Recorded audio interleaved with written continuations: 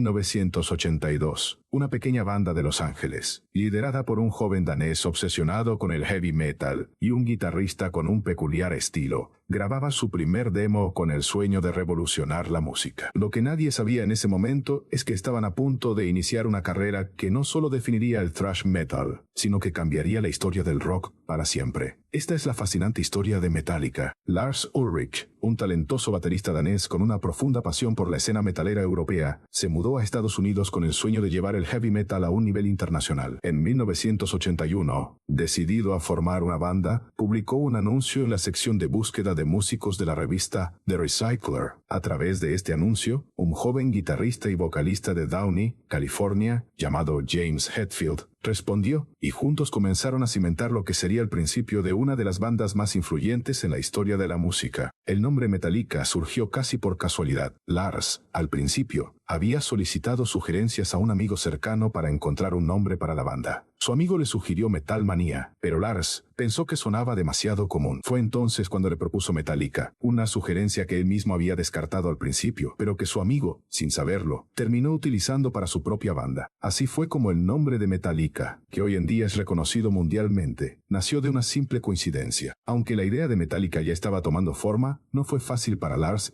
y James encontrar músicos que se unieran a su proyecto. Rechazados por varios productores y sin la estabilidad que esperaban, el dúo luchó incansablemente por hallar a los miembros adecuados. Durante los primeros días, grabaron algunos demos, con Ron McGovney en el bajo y Dave Mustaine como guitarrista, aunque las tensiones con Mustaine pronto se hicieron evidentes debido a sus problemas de actitud y abuso de sustancias. A pesar de estos obstáculos, Metallica comenzó a forjar su identidad musical, influenciados por leyendas del heavy metal como Motorhead, Diamond Head y Black Sabbath. La banda desarrolló un sonido agresivo y abrasivo, una mezcla de velocidad y potencia que rápidamente se convirtió en su sello distintivo. La intensidad de sus riffs de guitarra y la furia de la batería de Lars definieron el camino hacia un subgénero conocido como thrash metal, un estilo que se alejaría del metal tradicional y que cambiaría para siempre el panorama musical. El debut con Kill 'Em All, 1983, después de una serie de tensiones internas debido a la actitud agresiva y el consumo de sustancias de Dave Mustaine, la banda decidió tomar una de las decisiones más trascendentales de su carrera: expulsarlo de Metallica. Esta salida, aunque dolorosa para todos los involucrados, fue un punto de inflexión que permitiría a la banda seguir adelante y definir con más claridad su identidad musical. Fue entonces cuando reclutaron a Kirk Hammett, un talentoso guitarrista originario de la banda Exodus, quien aportó una nueva energía y estilo a la agrupación. Su incorporación fortaleció el sonido de Metallica y dio un giro positivo a su futuro. En cuanto a la grabación de su primer álbum, la banda se enfrentó a serias dificultades económicas. Decidieron grabar el disco en Rochester, Nueva York, en los estudios Trident,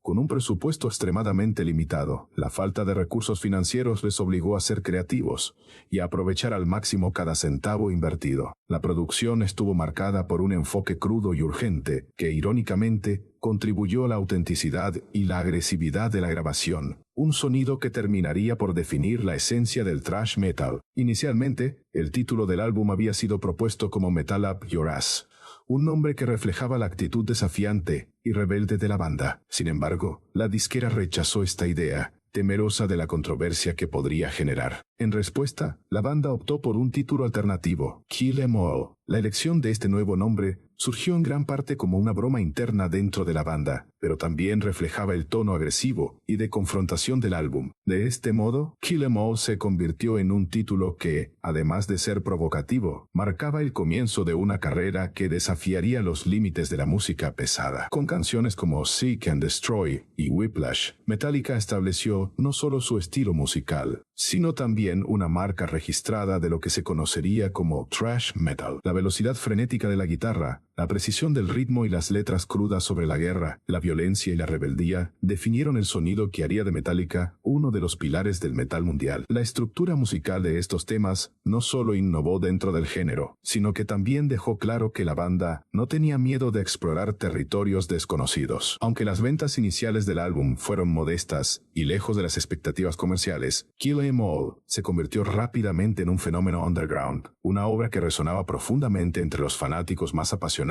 del metal. La crítica especializada y los seguidores del género encontraron en este álbum una fuerza renovadora que los conectó con una nueva era del heavy metal, y aunque en su momento no alcanzó el éxito masivo, el álbum sentó las bases para el futuro de la banda y su posterior ascenso a la fama internacional. Ride the Lightning, 1984, fue grabado en Dinamarca en los estudios Sweet Silence, bajo la producción de Flemming Rasmussen. Este disco representó un salto significativo en la madurez musical y lírica de la banda, mostrando una evolución notable en su sonido y estilo. A diferencia de su debut, Ride the Lightning exploró temas más profundos y complejos, alejándose del enfoque inicial centrado en la violencia y el caos, para abordar cuestiones más universales y filosóficas. Las letras de canciones como Fade to Black, que trata sobre la desesperación y el suicidio, y Fight Fire with Fire, que aborda el tema de la guerra nuclear y la autodestrucción, marcaron un cambio hacia un contenido más introspectivo y oscuro, que a su vez reflejaba las tensiones sociopolíticas y las inquietudes globales de la época. Este álbum fue ampliamente reconocido por los críticos como una obra maestra que demostró la capacidad de Metallica para innovar y evolucionar como banda. Muchos señalaron la impresionante mezcla de brutalidad y melodía que caracterizó este trabajo, una característica que se convertiría en una de las principales señas de identidad de la banda en los años siguientes.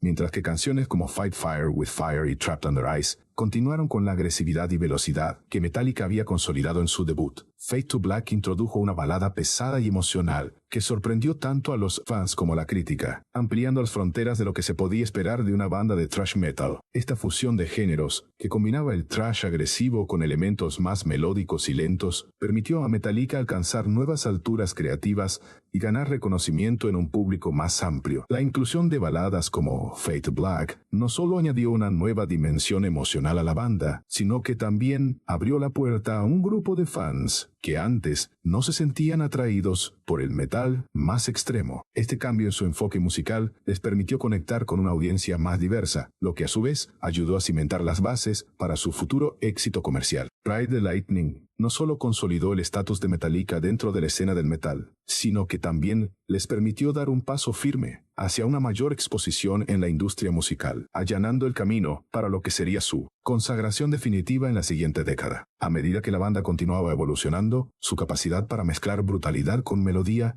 y experimentar con nuevas estructuras musicales se convertiría en un sello distintivo que los acompañaría a lo largo de toda su carrera. Master of Puppets, lanzado en 1986, es ampliamente considerado como uno de los discos más influyentes y revolucionarios en la historia del thrash metal, e incluso por muchos, como el mejor álbum del género en toda su existencia. Este disco no solo solidificó la posición de Metallica como una de las bandas más poderosas del metal, sino que también marcó un antes y un después en la evolución del sonido y la complejidad de la banda. Con temas como Battery, que abre el disco con una furia imparable y rítmica, y la monumental Master of Puppets, que se ha convertido en uno de los himnos más emblemáticos del metal, Master of Puppets presentó una fusión perfecta de velocidad, técnica y brutalidad. Las canciones de este álbum no solo fueron aclamadas por su virtuosismo musical, sino también por sus profundas y oscuras letras, que exploraban temas sombríos y personales como la adicción, el control mental y la opresión política. La letra de Master of Puppets, en particular, aborda la adicción desde la perspectiva de alguien atrapado bajo el control de una fuerza externa, usando metáforas que se refieren a la manipulación y la pérdida de autonomía. Esta profunda crítica a las sombras de la psique humana se complementó perfectamente con la intensidad musical de la banda, que, con su destreza técnica, produjo una atmósfera de desesperación y lucha. Otros temas en el álbum, como Disposable Heroes y Welcome Home, Sanitarium, continuaron explorando las luchas internas y la deshumanización, pero también reflejaron el creciente sentido de urgencia y compromiso social que se estaba gestando dentro de la banda, sobre todo a nivel personal. Sin embargo, el éxito y la consagración de Master of Puppets se vieron empañados por una tragedia inimaginable. Durante la gira europea que seguía el lanzamiento del álbum, Metallica sufrió un devastador accidente de autobús en la madrugada del 27 de septiembre de 1986. El bajista Cliff Burton, un miembro fundamental de la banda y una figura clave en su sonido y estilo, murió trágicamente en el accidente. Burton había sido una pieza esencial del alma creativa de Metallica, no solo por su habilidad como bajista, sino también por su influencia en la dirección musical de la banda. Su pérdida fue un golpe emocional devastador para el grupo, que quedó completamente desolado por su partida. Esta tragedia obligó a Metallica a enfrentarse a una dolorosa realidad. Su sonido, su futuro y su identidad como banda se verían irremediablemente alterados. Después de un tiempo de duelo, Metallica decidió continuar, pero sabían que necesitarían un nuevo bajista para llenar el vacío dejado por Cliff Burton. En 1987, la banda reclutó a Jason Newsted, quien se unió como bajista, lo que representó una nueva etapa en la historia del grupo. Aunque Newsted tuvo la ardua tarea de reemplazar a una figura tan icónica, rápidamente se integró al grupo, aportando su propio estilo y técnica al sonido de Metallica. Aunque la relación entre la banda y Newsted no estuvo exenta de tensiones, su incorporación permitió a Metallica seguir adelante y continuar su evolución, abriendo la puerta para nuevos desafíos, pero también nuevas oportunidades. A pesar de la tragedia, Metallica demostraba una y otra vez que su capacidad para superar la adversidad solo reforzaba su estatus como una de las bandas más resilientes y poderosas en la historia del metal. En 1988, Metallica lanzó And Justice for All, un álbum que marcó un cambio significativo tanto en su sonido como en su mensaje. Grabado con un enfoque técnico más depurado y con una producción que reflejaba un sonido más complejo y pulido, este disco continuó la evolución de la banda, explorando temas profundos y de gran carga emocional. Las letras de And Justice for All no solo siguieron el estilo oscuro y reflexivo que ya los había caracterizado, sino que tomaron un giro más explícitamente crítico hacia la sociedad,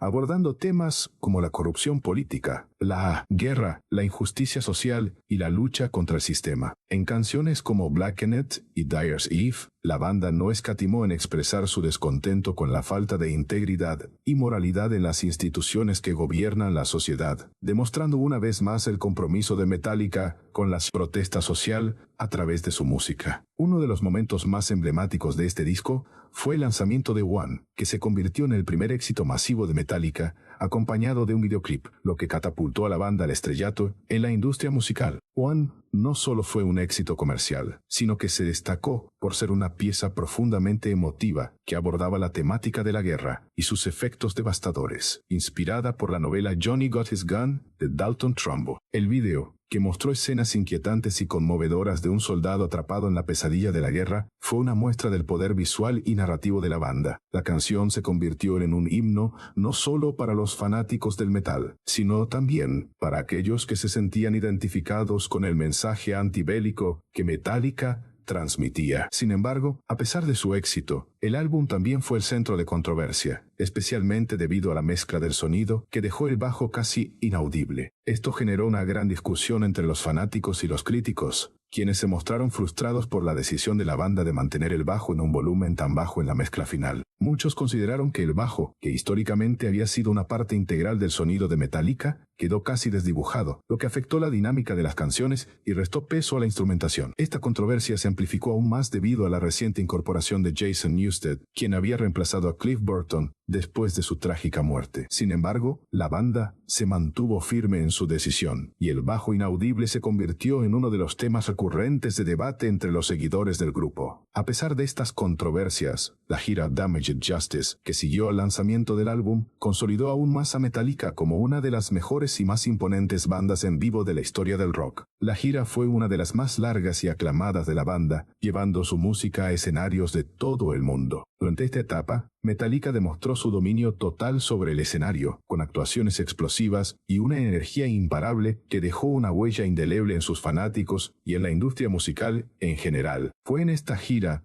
donde la banda perfeccionó su reputación como un acto en vivo que podía rivalizar con cualquier banda del mundo, y la entrega de cada uno de los miembros del grupo en el escenario mostró que, a pesar de las tensiones internas y las dificultades personales, Metallica seguía siendo una máquina imparable de poder y creatividad. En 1991, Metallica tomó una decisión que marcaría el rumbo de su carrera futuro. Colaboraron con el productor Bob Rock para la creación de su próximo álbum, Metallica, conocido comúnmente como el Black Album. Bob Rock, conocido por su trabajo con bandas como Motley Crue, tenía una visión clara de lo que Metallica necesitaba: un sonido más pulido, accesible y moderno, que pudiera conectar con una audiencia más amplia, sin perder su esencia. Este cambio de enfoque resultó en una de las decisiones más controvertidas y decisivas en la historia de la banda. Bajo la dirección de Rock, Metallica simplificó su sonido, abandonando la complejidad y la brutalidad que habían definido sus primeros álbumes para abrazar un estilo más directo, pero igualmente poderoso. Esta transformación no solo incluyó una producción más limpia y refinada, sino también la incursión en baladas más accesibles y melódicas, lo que representó un giro considerable respecto a su sonido previo. La canción Nothing Else Matters, una balada conmovedora escrita por James Hetfield, fue uno de los resultados más significativos de esta nueva dirección. Con su lirismo sincero y su estilo melódico, Nothing Else Matters se convirtió en un himno que atrajo a nuevos oyentes al mundo de Metallica, mostrando su capacidad de explorar una vulnerabilidad emocional más profunda. Esta balada, que a menudo se considera una de las canciones más representativas de la banda, desafiaba la tradición del metal más pesado y ofrecía una perspectiva más introspectiva y personal. El mayor éxito del álbum, sin embargo, fue Enter Sandman, que no solo se convirtió en el sencillo más exitoso de la banda, sino que catapultó a Metallica al estrellato global. La canción, con su inolvidable riff de guitarra, su pegajosa melodía y su inquietante letra, rápidamente se consolidó como un fenómeno mundial. Enter Sandman no solo fue un éxito comercial rotundo, sino que también marcó un punto de inflexión en la historia del metal al trascender las fronteras del género y convertirse en una pieza de la cultura popular. La canción sonaba en la radio, en la televisión y en eventos deportivos, y el álbum en su conjunto alcanzó un nivel de exposición que pocas bandas de metal habían logrado previamente. La transformación de Metallica en una banda globalmente conocida y respetada fue completa, y su presencia en el escenario internacional se consolidó de forma definitiva. Sin embargo, el cambio de sonido y la búsqueda de un mayor acceso a la corriente principal no estuvo exento de controversia entre sus seguidores más acérrimos. Algunos fans comenzaron a acusar a Metallica de venderse, sintiendo que su transición hacia un sonido más accesible comercial comprometía sus principios originales. Para muchos, el Metallica de los primeros años representaba una rebeldía cruda,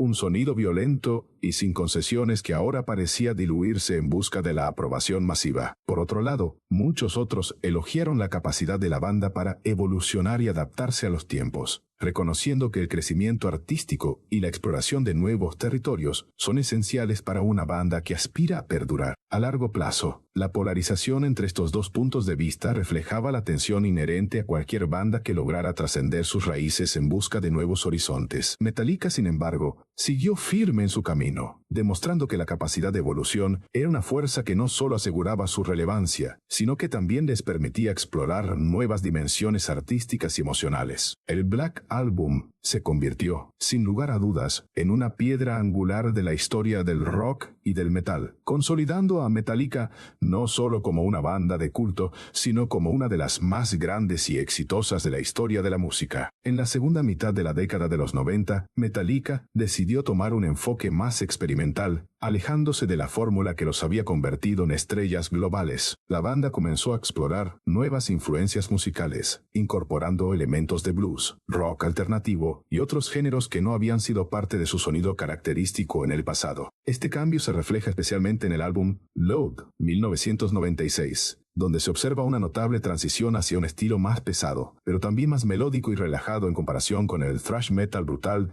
de sus primeros trabajos. Las guitarras menos agresivas, las letras más introspectivas y la incorporación de otros matices musicales, como el uso de órganos y pianos, le dieron a la banda una nueva dimensión. Al mismo tiempo, Reload, 1997, el álbum hermano de Load, continuó en esa misma línea, pero con un tono aún más experimental. Esta etapa de la banda marcó una búsqueda de renovación artística, explorando territorios sonoros que iban más allá del metal tradicional. Sin embargo, esta evolución no fue bien recibida por todos sus seguidores. Los discos Load y Reload generaron una división significativa dentro de la base de fans de Metallica. Para muchos de sus seguidores más antiguos, esta nueva dirección sonora resultó difícil de aceptar, ya que sentían que la banda se estaba alejando demasiado de sus raíces en busca de una estética más accesible y comercial. Aquellos que habían conocido a Metallica por su agresividad y actitud rebelde, vieron con desaprobación el giro hacia un sonido más melódico, y menos abrasivo. Incluso la decisión de adoptar una imagen diferente, con cortes de cabello más largos y vestimenta más relajada, generó aún más críticas por parte de los fanáticos que sentían que la banda estaba perdiendo su identidad original. Aunque, por otro lado, nuevos grupos de seguidores comenzaron a apreciar estos cambios, permitiendo que la banda ampliara su público y llegara a nuevas audiencias. Sin duda, esta etapa representó uno de los momentos más polarizadores en la historia de Metallica. En medio de este periodo de experimentación, la banda también tuvo que lidiar con tensiones internas,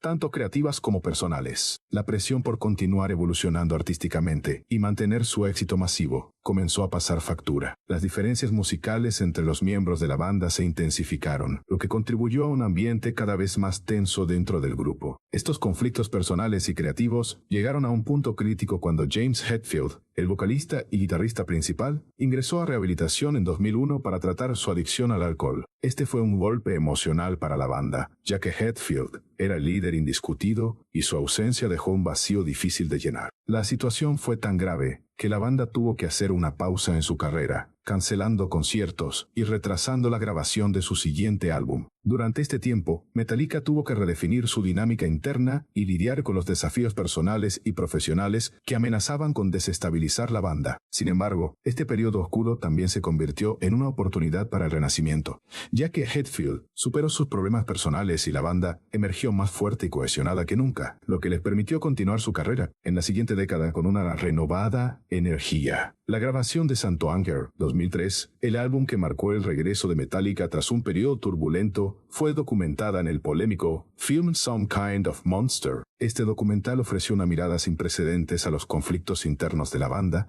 mostrando en tiempo real los desacuerdos y tensiones entre los miembros. El proceso de grabación fue tan caótico que se convirtió en un punto de inflexión para el grupo. Las tensiones creativas y emocionales se intensificaron debido a las dificultades personales, especialmente por los problemas de James Hetfield, quien aún lidiaba con las secuelas de su rehabilitación. El filme retrata cómo la banda, con el apoyo de un terapeuta, intenta superar sus diferencias mientras luchan por mantenerse unidos y completar el proyecto. Fue un momento crucial en la historia de Metallica, donde la banda no solo enfrentó los desafíos musicales, sino también los personales, lo que añadió una capa de complejidad a su evolución. El resultado de esta turbulenta etapa fue Santo Anger, un álbum que sorprendió a muchos debido a su sonido crudo, agresivo y poco convencional. La ausencia de solos de guitarra, una característica casi exclusiva de Metallica, sorprendió a los fanáticos, que esperaban un retorno a su estilo característico de thrash metal. En su lugar, la banda optó por un enfoque más directo y despojado, con una producción intencionadamente sucia y una batería prominente. El sonido de Santo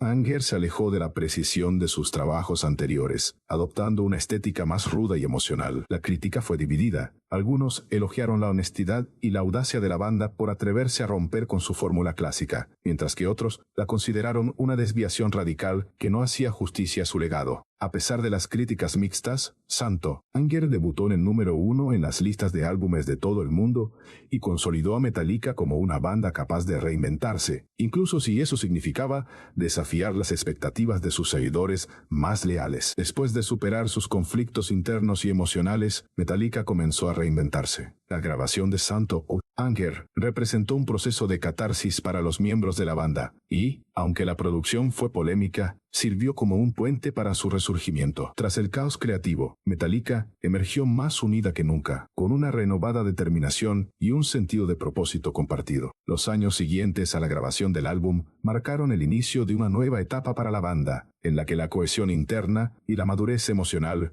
jugaron un papel fundamental en la creación de su música. Después de la grabación y gira del controvertido álbum Santo Anger 2003, Metallica enfrentaba una etapa de transición. Jason Newsted, el bajista que había reemplazado a Cliff Burton tras su fallecimiento, había dejado la banda en 2001 debido a tensiones personales y creativas. Durante ese periodo, Metallica grabó Santo Anger sin un bajista oficial, utilizando a su productor Bob Rock para tocar las líneas de bajo. Sin embargo, era evidente que necesitaban encontrar un nuevo miembro permanente para llenar ese puesto crucial. En 2003, tras audicionar a varios músicos, Metallica eligió a Robert Trujillo, un bajista conocido por su impresionante habilidad técnica, su energía en el escenario y su experiencia tocando con bandas como Suicidal Tendencies y Ozzy Osbourne. Trujillo trajo un nuevo dinamismo a la banda con su estilo versátil y agresivo, lo que encajó perfectamente con la intensidad de Metallica. Además, su actitud positiva y su enfoque profesional ayudaron a estabilizar las relaciones internas de la banda en un momento en el que todavía estaban trabajando en superar conflictos personales, documentados en el filme Some Kind of Monster. El ingreso de Trujillo marcó el inicio de una nueva etapa para Metallica, consolidando la formación que se mantiene hasta la fecha. James Hetfield, Lars Ulrich, Kirk Hammett y Robert Trujillo. Su primera participación oficial en un álbum fue en Death Magnetic, 2008, donde su estilo de bajo se destacó en canciones como Cyanide y The Day That Never Comes. Desde entonces, Trujillo se ha convertido en una parte integral de la banda, contribuyendo no solo con su talento musical, sino también con su energía contagiosa en los escenarios de todo el mundo. Death Magnetic, 2008, que recuperó algunos de los elementos clásicos de su sonido mientras exploraba nuevas direcciones. Metallica había logrado superar sus crisis, y a través de la experiencia, consolidaron su lugar como una banda capaz de adaptarse y evolucionar con el tiempo, sin perder su esencia. En su siguiente etapa, Metallica decide trabajar con el reconocido productor Rick Rubin, una figura que había sido clave en la reinvención de varios artistas de renombre. Con su influencia, la banda busca volver a sus raíces más agresivas, buscando recuperar la energía